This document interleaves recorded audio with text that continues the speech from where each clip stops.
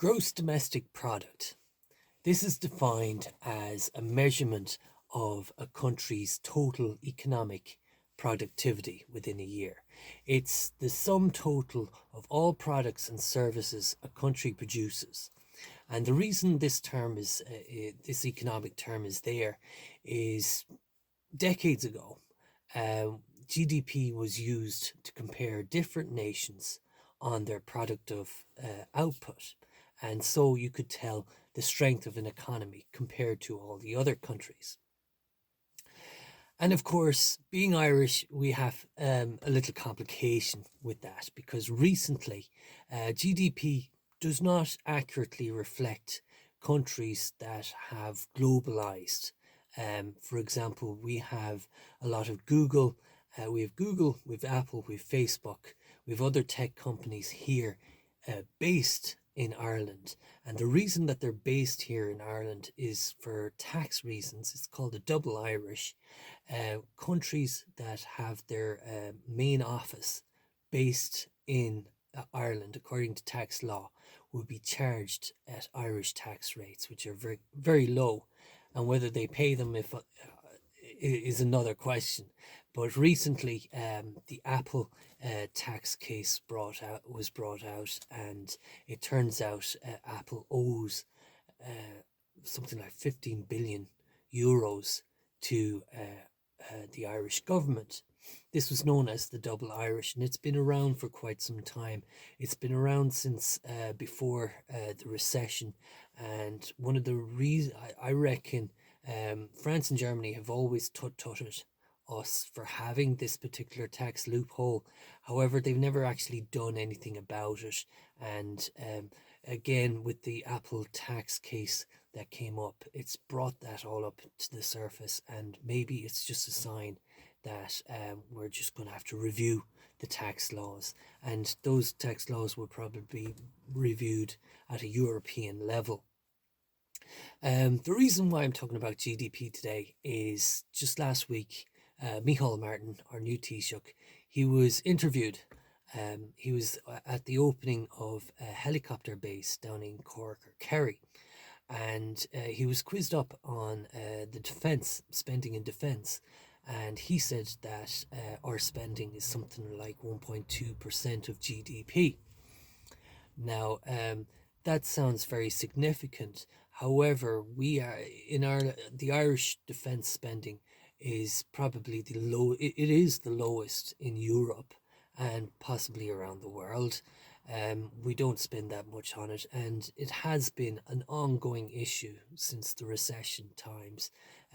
We simply can't put money into it. The government has a lot more priorities. Um, However, recently, on account of the war in Ukraine, over the last few years, a lot of countries in Europe have been expanding their defense spending, obviously. Um, uh, Most notably, Poland. Their GDP is something like 800 billion last year, and they spent nearly 5% of GDP, which is approximately 60 billion. And they intend on continuing their defense spending until the issue in Ukraine has been resolved. If not, another country is Lithuania. It's right on. It's bordering Belarus, Russia, and Kaliningrad, and it's very exposed. So they have to increase their spending as well. Also, last week, Ursula von der Leyen, the president, she outlined that Europe is gearing more towards defence spending, and on account of that, she is looking to get the European Central Bank to increase financing towards the countries and the European countries in order to form a more unified security policy going forward. And in her view, defense spending is all about um, better jobs in the defense forces and better skills in the defense forces. So it looks like security policy in Europe is going to mature big time, and we will be looking at a model much like the Americans. And just on saying that about our friends across the Atlantic, Secretary Hogsett just today announced at a NATO Ukraine ground group.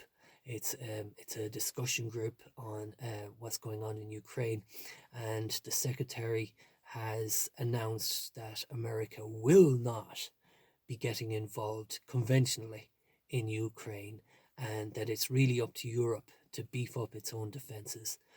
And the reason for that is that um, the US has to focus on Indo-Pacific threats. We all know what that means. So, anyways, what that means for us now is that it looks like that there will be a lot more funding coming down the way, and we're going to have to be able to spend that responsibly. Of course, there will be Europe will continue its commitments to Ukraine. However, on the other side of it, we're going to have to start bolstering our security policies with our eastern neighbor. It's just a matter of fact. If Russia is pushing in Ukraine, and realistically, if that conflict has to stop, then technically Russia has annexed another part of Ukraine, and there's nothing the Ukrainians can do about it. And if that's the case, Ukraine is going to have to be supported with peace enforcement troops from Europe. And on top of that, countries like Latvia, Lithuania, and Poland are just going to have to develop their borders along the Russian against any aggression from Russia. Really, what this means is strategically, it's about deterrence. We have to make it too. We can't allow Russia to think that they can just steamroll into a country the way they've done with the Ukrainians. So, what that means also, on top of that, if we allow the likes of Russia to push boundaries in Eastern Europe, then that's only going to encourage the Iranians, the North Koreans, and the Chinese. So it looks like it's going to be a long-term strategy for Europe to develop their security, and so it's incumbent on Ireland to increase our defence spending accordingly. So what does that mean?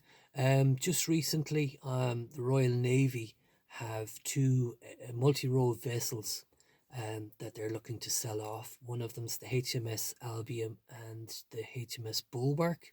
They're a lot like the MRV that I was talking about in previous podcasts.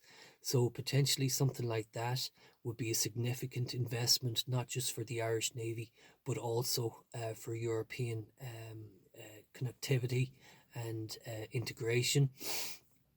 Furthermore, I talked about the purchase of jet aircraft, and from a logistics point of view, we're well covered in that we have the United States on one seaboard, and we have the Royal Air Force on the eastern seaboard. Realistically, what Ireland could be doing is investing more in infrastructure types of defence. For example, development of the ports. They're already very well developed, but there'll always have to be a spare capacity for military logistics. On top of that, the airports can be upgraded. We could do what the Swedish have done, in that the various sections of motorways, you can upgrade the motorways. We can spend billions in upgrading motorways around Ireland, so that in the case of an emergency, and it doesn't have to be a military emergency either. We're just surviving a storm there. And I'm thinking about that, like, we had nearly 3,000 emergency crews from all around Europe came into Ireland in the space of a couple of days to help us through our own emergency. So if you could imagine a military type emergency, we would need more runways for airlifts, and more capable ports and better train tracks, railways as well.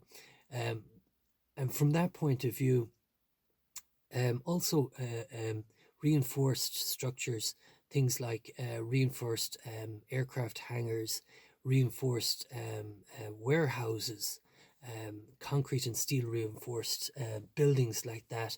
They can be dual use. For example, they could be used as community centres or refugee hostels, or, they're great in terms of capacity, and they can be used in a whole variety of emergency situations. During the 80s, NATO members got great financing towards projects like those things. And as a result of it, like in Norway, they've got vast tunnels dug into mountains. They can hide all sorts of equipment in all sorts of places.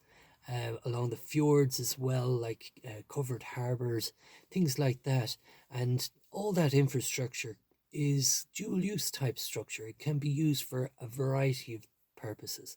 So if the government is looking to seriously, I'd imagine they are, of course they are, but going forward, they should provide, they should be able to provide more for our current defence forces, but also look at military type infrastructure that can be used dual use capacity. So that's all I have to say. Take care.